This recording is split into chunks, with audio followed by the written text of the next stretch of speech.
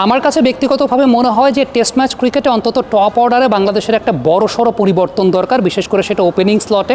আপনি গেল 15 টেস্ট চিন্তা করলে সেই জায়গাটায় কোনো সেঞ্চুরি করেন নাই কোনো ওপেনার। তামিম ইকবাল কীভাবে রান করতেন, তিনি কিন্তু শর্টস খেলেই রান করতেন। তিনি যখন শর্টস খেলতেন তখন অপোনেন্ট টিম অ্যাটাকিং থেকে ডিফেন্সিভ নেচারে চলে যেত। কিন্তু প্রবলেমের জায়গাটা হচ্ছে আমাদের এখনকার ব্যাটসম্যানদের বা এখনকার ওপেনারদের তাদের ডিফেন্সিভ টেকনিক তো ভালো নাই, তার সঙ্গে তারা শর্টসও খেলতে পারেন না, রানটাও করতে পারেন না। সো এটা একটা অনেক বড় পরিবর্তনের জায়গা। আমার কাছে মনে হয় যে সিলেক্টরদের চিন্তাভাবনা করা উচিত, তানজিদ তামিম বা নাইম শেখ যারা টপ অর্ডারে শর্টস খেলে রান করেন এই টাইপের ব্যাটসম্যানদেরকে প্রমোট করা উচিত। সেই সঙ্গে আরেকটা বিষয় খুব চিন্তার, সেটা হচ্ছে টেস্ট ম্যাচ ক্রিকেট তো অনেক পরের ব্যাপার।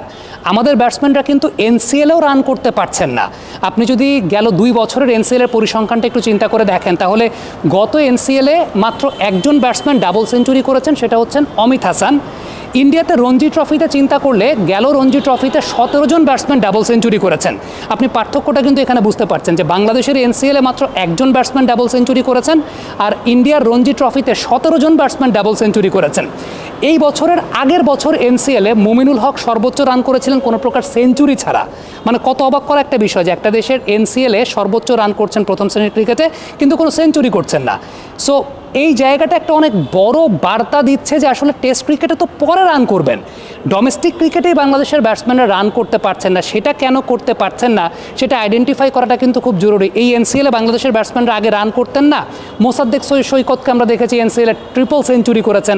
আগে অহরহই ব্যাটসম্যানরা বড় রান করতে পারতেন। এখন আপনি যদি ডোমেস্টিক ক্রিকেটে বড় রান করার অভ্যেসটা এখন না থাকে, গেল 3-4 বছর ধরে যদি না থাকে, টেস্ট ক্রিকেটে সেটা আসলে কিভাবে করবে? বাংলাদেশ সর্বশেষ 16টা ইনিংসের মধ্যে 9 বারই তারা 200 করতে পারে নাই।